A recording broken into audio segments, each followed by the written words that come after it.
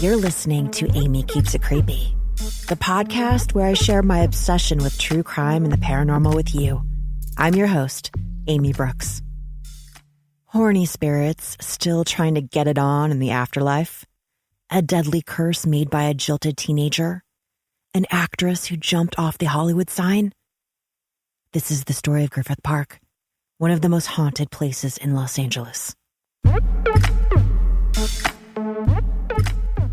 Hopefully you listened to my debut episode about that creepy bitch Lavinia Fisher and have already subscribed and checked out our website, creepypodcast.com. If not, and you like what you hear, please give the show 5 stars and subscribe on Apple Podcast or wherever you podcast so you never miss an episode. If you write a written review, make sure to screenshot your review and email it to info@creepypodcast.com. And you will be entered to win my favorite creepy candle of the week from acandlestory.com. A Candle Story makes luxury hand-poured artisan candles that smell absolutely amazing. Currently, they have several collections like Fairy Tale, Trailer Park Chic, and my personal favorite, the Creepy Candle Collection, where you can find candles like Psychopath, Haunted House, and The Husband Did It. Because it's always the husband. And don't you want to smell what a failed lie detector test smells like? I think I'm going to burn that one tonight. Go to acandlestory.com to pick up your creepy candle today or enter for your chance to win. Good luck. I love giving away free stuff to fans, so we will always have weekly giveaways on the show. Check out our website, creepypodcast.com, or on Instagram @creepypodcast for all the latest show news and swag. Thank you for listening and being a part of this creepy community. If you have a personal creepy true crime or paranormal story that you would like to share on the show, I know you do. Please email a brief description to info@creepypodcast.com. I can't wait to get creeped out. This week, our candle is Griffith Park. The label shows a haunted view from the park of the Hollywood sign. Very cool. The scent is oak moss, amber, and haunted woods. Ooh, it smells so good. It actually smells better than the real park because I have been hiking there and definitely got a whiff of coyote pee. The candle is in a glass container with a lid that seals closed. I burned the Griffith Park candle last night on my coffee table while I binge-watched Cobra Kai, and my living room smelled amazing. Follow the Aimee Keeps It Creepy Instagram page @creepypodcast for your chance to win. That's all you have to do, and you wanted to follow it anyway.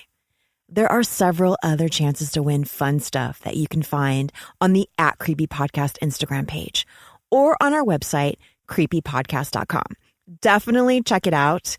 For episode 2, The Cruise from Hell, where I interviewed my friend Kat Haggett about her nightmare in Mexico, where she almost was murdered, I gave her a hot pink flashlight stun gun, the same kind I always carry with me. I gave away 5 stun guns to listeners, so definitely check out our giveaways. There is some cool stuff. Good luck.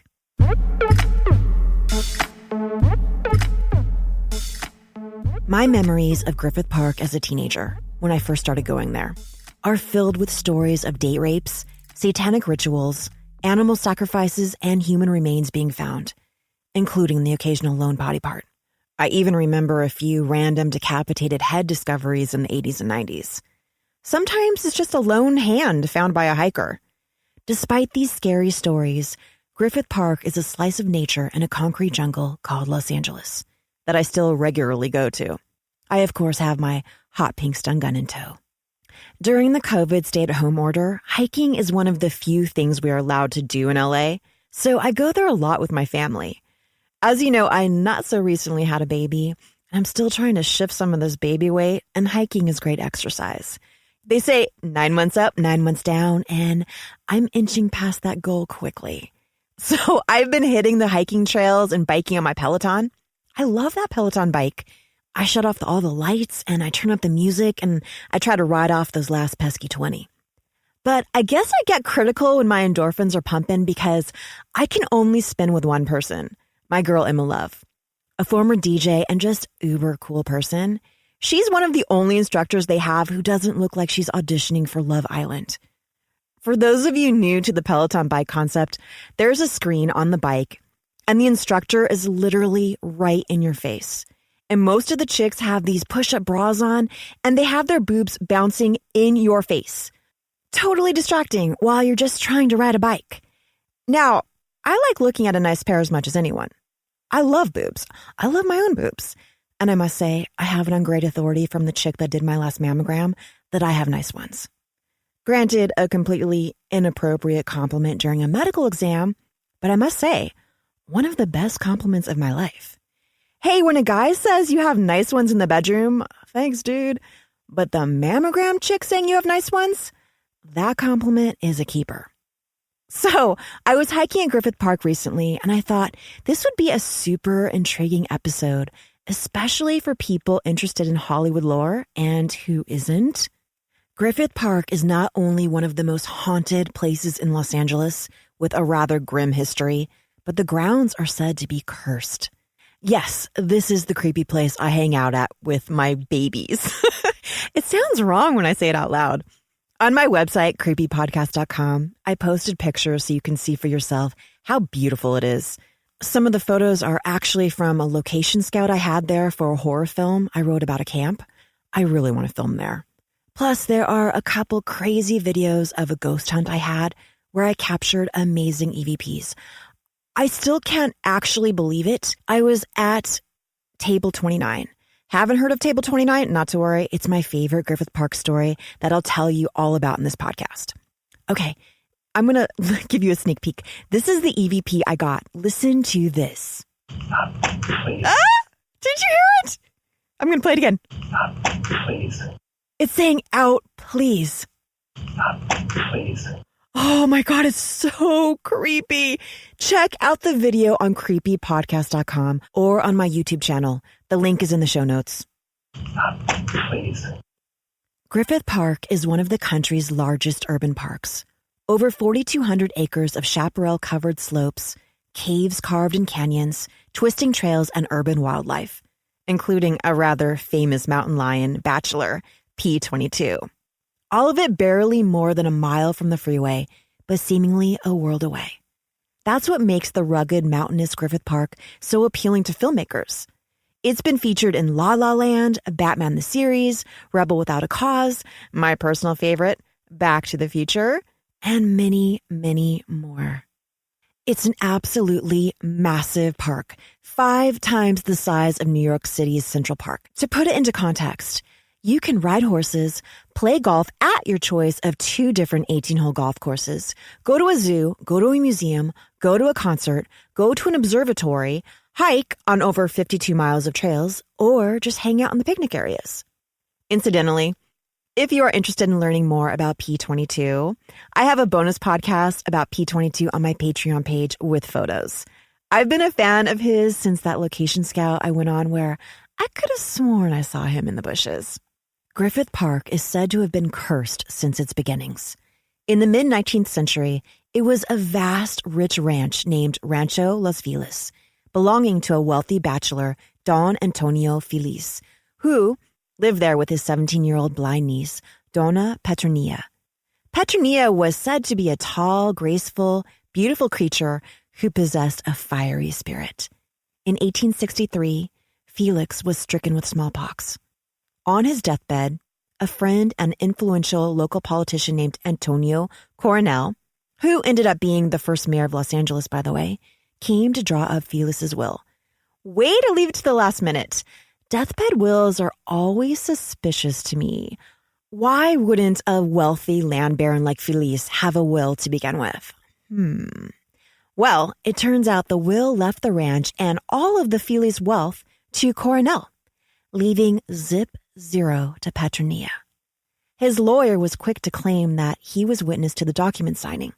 Doesn't this all sound super shady to you? Well, it must have to others at the time as well, because some say Feliz was already dead and couldn't have agreed to anything. So, a stick was attached to the dead man's head, making him nod as the will was read aloud, like, yeah, I'm agreeing. Classic move. Nice one. Either way, Petronia was pissed that she was cut out of the will, and according to the legend, she famously cursed the land, vowing it would never be profitable and that its owners would meet untimely or violent ends. The curse called upon a demonic force and caused Petronia to begin to have visions of demon-like creatures riding thunderstorm clouds. These visions freaked her out. She went to a priest for help, claiming the devil was tempting her. Apparently, he couldn't save her from the demons because Petronia dropped dead. Death seals a curse. The spooky thing about her curse is that it quickly came true. If you believe the stories, the lawyer, Don Inocante, was soon shot and killed, and the judge, who presided over the probate, apparently also met an untimely end. Don Coronel's family slowly died of misfortune and disease. When Coronel passed away, he left the land to his young wife, who promptly remarried. It didn't last with her and her new haughty husband, though. In fact, they ended up in a brutal divorce where the lawyers consumed most of the inheritance, leaving her with nothing. The curse. In late 1868, a man named C.V. Howard owned part of the land and sold off the land's water rights for a nice, tidy profit. Those land rights were to part of the LA River, which ran through the Rancho Feliz area, very valuable. While celebrating his good fortune at a saloon, he was shot and killed. The curse. The land eventually passed to Leon Lucky Baldwin. Okay, here's some advice. Never call yourself Lucky by name. It's only a setup for failure. Well, Lucky's lucky streak immediately ended when he started a ranch and dairy on the property. Things got biblical. The cattle on the land died, fires destroyed grain, and grasshoppers devoured crops. The curse. After Lucky went bankrupt and was forced to sell the land to pay for the mortgage, he was gunned down by Mexican bandits. The land changed hands again, with even more misfortune until it ended up with Thomas Bell, a businessman from San Francisco. After a major brush fire, he decided to sell out, not having owned the land for long and not wanting to further tempt fate with the curse. Smart guy. Selling it to Colonel Griffith J. Griffith. By the way, Bell apparently lived into his 80s and then died when he fell from his mansion's banister or was pushed by his mistress, depending on the story you believe. It was totally the mistress. And definitely the curse. Check out the Aimee Keeps It Creepy Patreon page, where patrons get commercial-free early access to Aimee Keeps It Creepy each week and are automatically entered in our weekly listener giveaways. Patrons also unlock exclusive videos and bonus podcasts. I post cool stuff on a weekly basis, so you have to check it out. The latest video series is my pajama party ghost hunt of my own house, which, yes, is haunted by not one, but two ghosts that we actually identify in the series through EVPs and historical research. Believe me, I'm equally terrified as I am annoyed at my realtor for not answering my question honestly when I asked her if the house had a paranormal past. Oh, trust me, it's creepy. And for even more creepy fun, there's an exclusive tier that gets monthly candles from a candle story and an even more exclusive tier that gets a monthly Zoom call with me to discuss all things creepy. It's going to be so much fun. Go to patreon.com/creepypodcast. Or you can also find the link in the show notes or on our website, creepypodcast.com.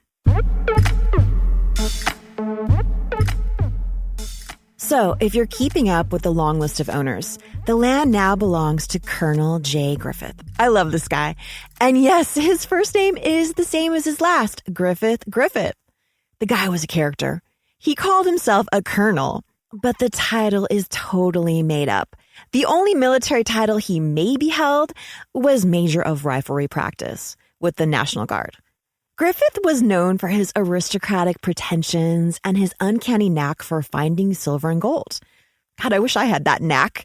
He was a self-made man who made his fortune in mining. Now, women apparently flocked to him. Despite his short stature and almost costume-like appearance, He was known to wear a cream-colored overcoat that dragged on the floor like a king's robe and carried a gold-headed cane. Awesome. Some not so enamored by his money described him as a midget egomaniac. Another wrote that he was a roly-poly pompous little fellow who had an exaggerated strut like a turkey gobbler. Good and bad, Colonel J. Griffith was the most talked of man in Los Angeles. He ended up marrying mega-wealthy Christina Mesmer, who wasn't just rich, but was also dignified and respected. Their marriage was somewhat of a social sensation, and even the proposal turned heads. One account claims the colonel hired a writer to compose a love poem and then had it published in a local newspaper, but afterwards decided not to pay the writer for his work. Oops. Griffith allowed for a few farmers to farm on his land, including an alligator farmer and an ostrich farmer. Who wants to farm alligators? A man named Frank Burkett started the ostrich farm, roughly near the area where the merry-go-round now sits. Ostrich feathers were popular adornments to ladies' hats at the time.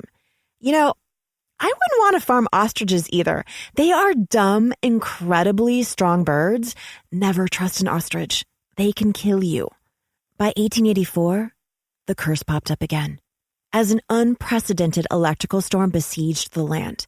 Now, living in SoCal my whole life, I will tell you that rain is rare, and a lightning storm is even rarer.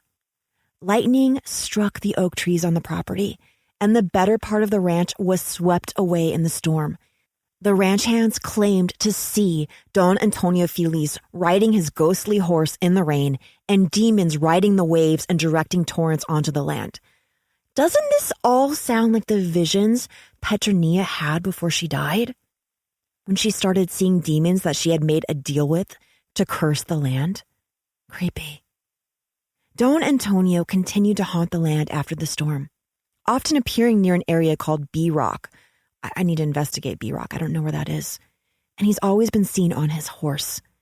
I guess Feliz wasn't so excited about having new people on his ranch.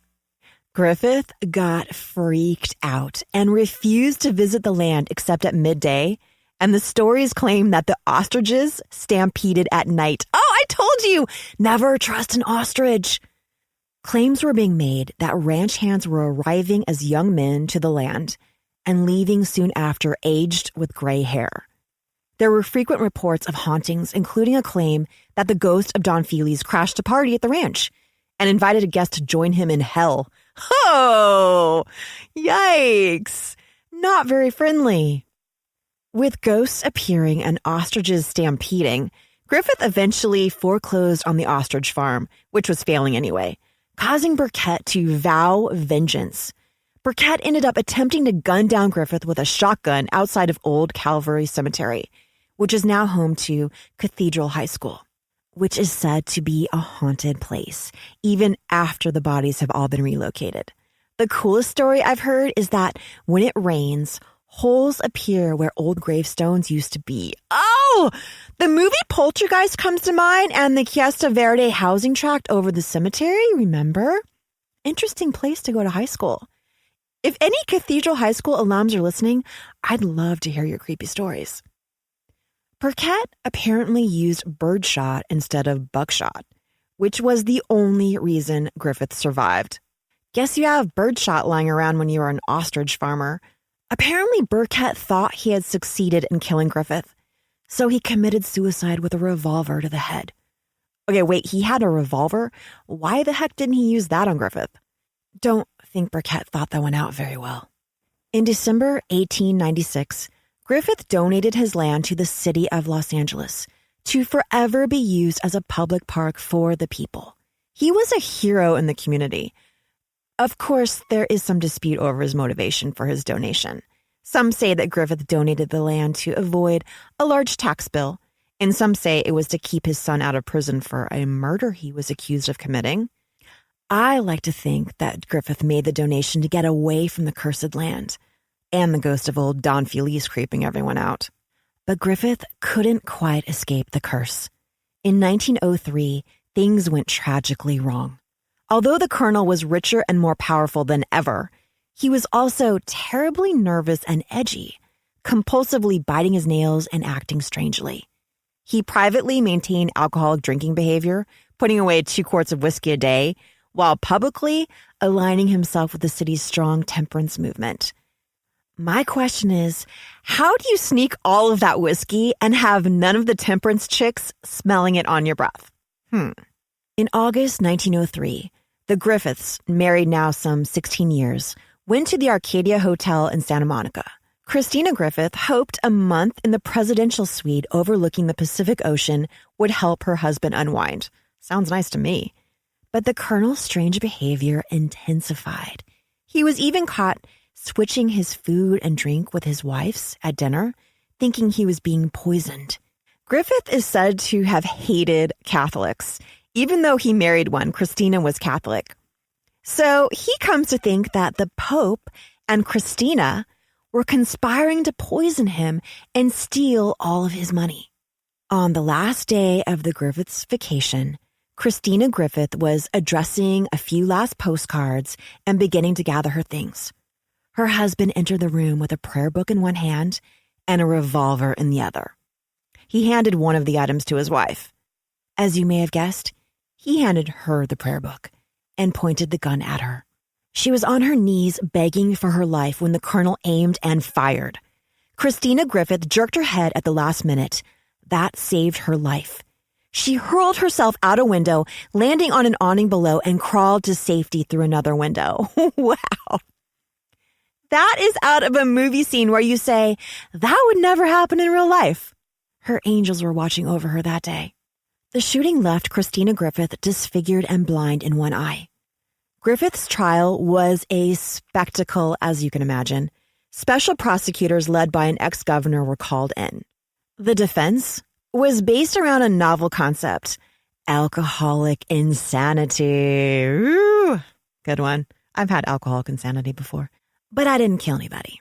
Earl Rogers, the Colonel's attorney, argued that heavy and steady consumption of alcohol had transformed religious friction in the Griffiths' marriage into bizarre, murderous delusions.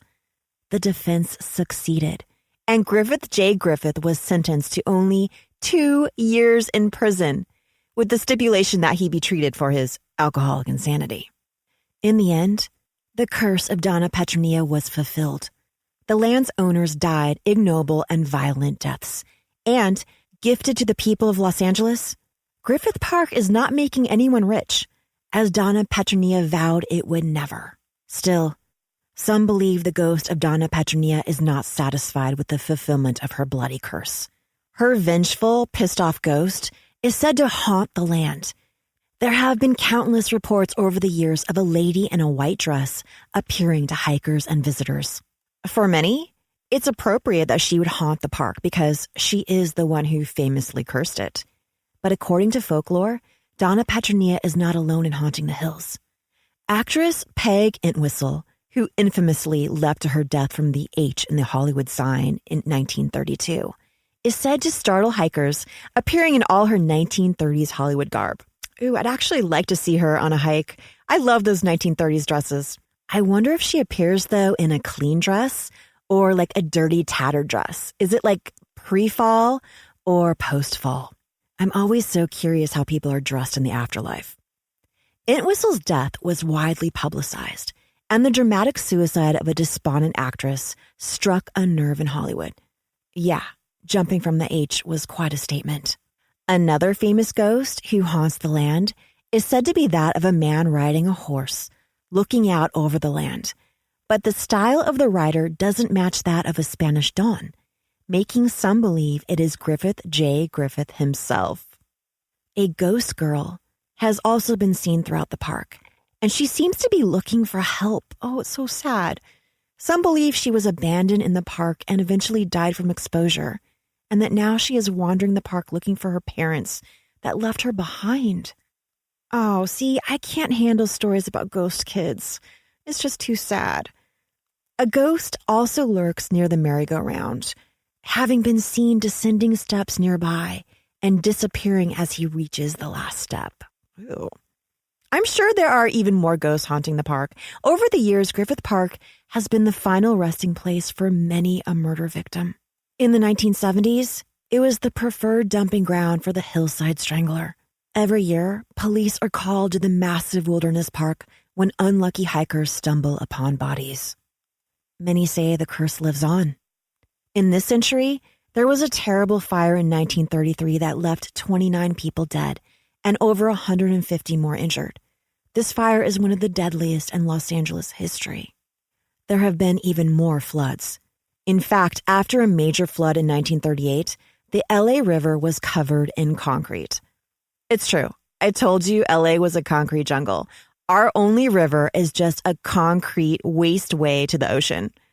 I bet it was pretty in the days of Rancho Feliz, though. All right, here comes my favorite Griffith Park story. Infamous Table 29, where I did my own ghost hunt and made contact with a spirit, actually two spirits. There's a female EVP, two female EVPs, and the male EVP. Please. Every time I hear it, I get the heebie-jeebies because I did not hear anything. I just got a creepy feeling.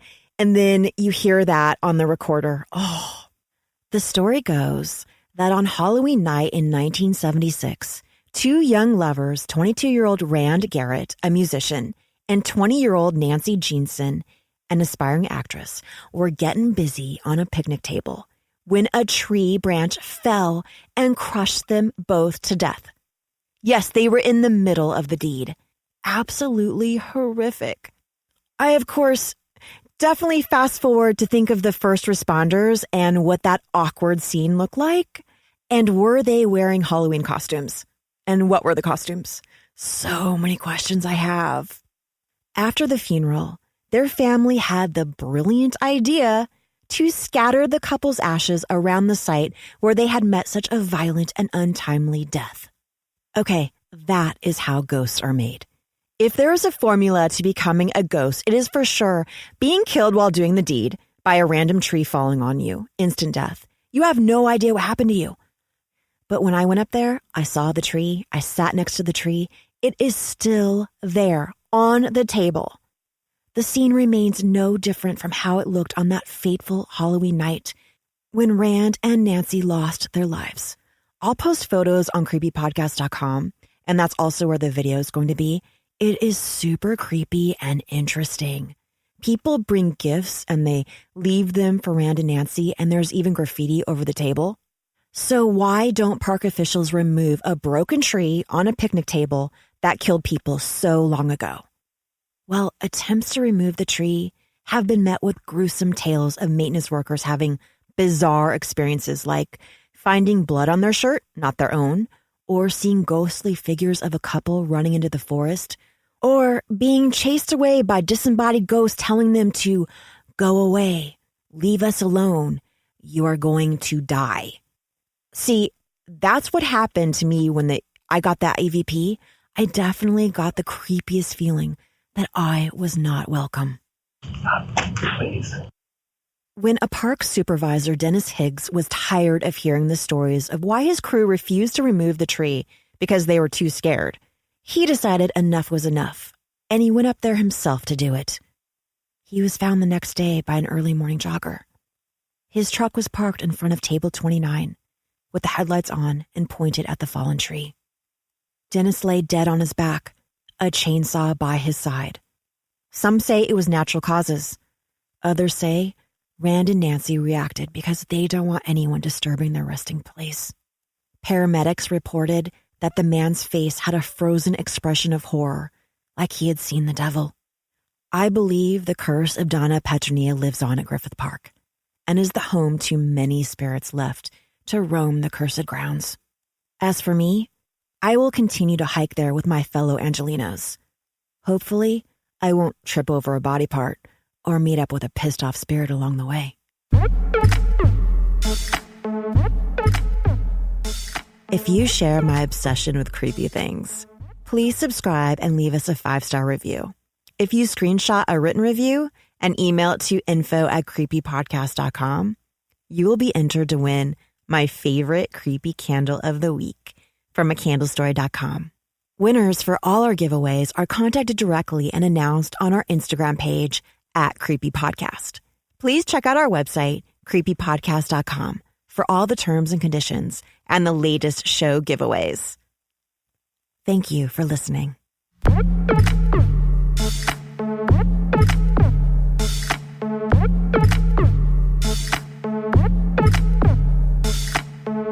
Toxic content.